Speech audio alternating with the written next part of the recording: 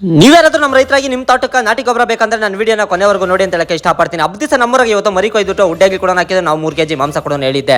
Scent ಮಾಂಸನೆಲ್ಲ ಎತ್ಕೊಂಡು ಮನೆ ಹತ್ರ ಕ್ಲೀನಾಗಿ ಕಟ್ ಮಾಡ್ಬಿಟ್ಟು ಮನೆ ಕೊಟ್ಬಿಟ್ಟು ಈ ಕಡೆ ತಿರ್ ನೋಡಿದೆ ಪಟ್ಲಿ ಇಷ್ಟೊತ್ತಿಗೆ ನೀರು ಕೂಡ ಕುಡಿತಾ ಇದ್ದೋ, ಯಾಕಂದ್ರೆ ಹಬ್ಬ ಅಲ್ಲ ಅದಕ್ಕೋಸ್ಕರ.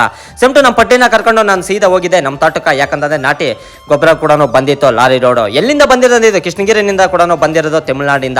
ನಿಮ್ಗೆ ಯಾರು ನಾಟಿ ಗೊಬ್ಬರ ಬೇಕಂದ್ರೆ ಇವ್ ನಂಬರ್ನ ಡಿಸ್ಪ್ಲೇ ಮೇಲೆ ಹಾಕಿರ್ತೀನಿ, ಮತ್ತೆ ಬೈದಲ್ಲಿ ಕೂಡ ಹಾಕಿರ್ತೀನಿ. ನೀವು ಕಾಲ್ ಮಾಡಿ ಕೇಳಿ ತಿಳ್ಕೊಂಬೋದು ಅಂತ ಹೇಳಕ ಇಷ್ಟಪಡ್ತೀನಿ. ಎಷ್ಟಾಕ್ಟಿ ಲೋಡ್ ಇರ್ತೈತಣ್ಣ ಈ ಲಾರಿದಲ್ಲಿ ಗೊಬ್ಬರ ಅಂತ ಕೇಳ್ಬೋದು. ಕರೆಕ್ಟಾಗಿ 3 ಮುಕ್ಕಾಲಿಂದ 4 ಲೋಡ್ ಕೂಡ ಬರ್ತೈತೆ. ನೀವು ಯಾರಾದ್ರೂ ನಮ್ಮ ರೈತರಾಗಿ ತೋಟ ಮಾಡಂಗಿದ್ರೆ ಅವ್ರಿಗೆ ಇಂಥ ವಿಡಿಯೋನ ಶೇರ್ ಮಾಡಿ ಅಂತ ಹೇಳಕ ಇಷ್ಟಪಡ್ತೀನಿ. ಇವ್ರ ಹತ್ರ 2 ತರ ಗೊಬ್ಬರ ಸಿಗ್ತೈತೆ. ಒಂದು ನಾಟಿ ಗೊಬ್ಬರ ಆದ್ರೆ ಇನ್ನೊಂದು ಮೇಕೆ ಕುರಿ ಗೊಬ್ಬರ ಕೂಡ ಸಿಗ್ತೈತೆ. ನಮ್ಮ ತಾತ ಒಂದು ಮಾತು ಹೇಳ್ತಾನೆ, ಕೇಳಿಸ್ಕೊಳ್ಳಿ. ಒಳ್ಳೆ ಸೂಪರ್ ಆಗೈತಪ್ಪ. ನಮ್ಮ ರೈತರು ಗಾಡಿ ಅಂಡೋಡ 12 ಗಂಟೆ ಕೂಡ ಆಗಿತ್ತು. ನಿಮ್ಗೆ ನಾಟಿ ಗೊಬ್ಬರ ಬೇಕಂದ್ರೆ ನಿಮ್ಮ ಲೊಕೇಶನ್ ಮತ್ತೆ ಅವ್ರಿಗೆ ಕಾಲ್ ಮಾಡಿದ್ರೆ ಸಾಕು, ನಿಮ್ಮ ಹೊಲಕ್ಕೆ ಬಂದು ಎಲ್ಲೆಲ್ಲಿ ಬೇಕೋ ಅಲ್ಲಿ ಉಡ್ಡಗಿ ಕೂಡ ಬಿಡ್ತಾರೆ. ಸೇಮ್ ಟು ಲಾರಿ ಊರ್ ಕಡೆ ಹೋದ್ರೆ ನಾನು ನಮ್ಮ ಮನೆ ಹತ್ರ ಬರೋ ಫಸ್ಟ್ಗೆ ನನ್ಕೊಂದು ಬಿಗ್ ಶಾಕ್ ಕಾಣಿಸ್ತಿತ್ತು. ಏನಪ್ಪ ಅಂತ ನೀವೇ ನೋಡಿ. ಪಂಚೆ ಕೊಟ್ಟಿರೋದು ನಮ್ಮನ್ನು ನಾ ಈತ ಎಲ್ಲಸನ ಇಟ್ಕೊಳ್ತಾ ಇದ್ದೀನಿ. ಮನೆಗೆ ಬೀರ್ ಬಾಟ್ಲು ಕೊಡ್ತೀನಿ. ನಾ ಗೆಲ್ಬೇಕು ಆಸೆ ಬೀಳ್ತಾ ಇದ್ದೀನಿ. ಓಟ್ ಹಾಕಬೇಕು ನನ್ಕ ಈ ಚಿತ್ತ ಎಲೆಕ್ಷನ್ ನಿಲ್ತೀನಿ ಅಂತ ಹೇಳಿ ನಮ್ಮ ಪುಲಿ ಎಣ್ಣೆ ಹಾಕೊಂಡು ಮನೆ ಹತ್ರನೇ ಮಲ್ಕೊಂಬಿಟ್ಟು ಈ ತರ ಕೂಡ ಹೇಳ್ದು.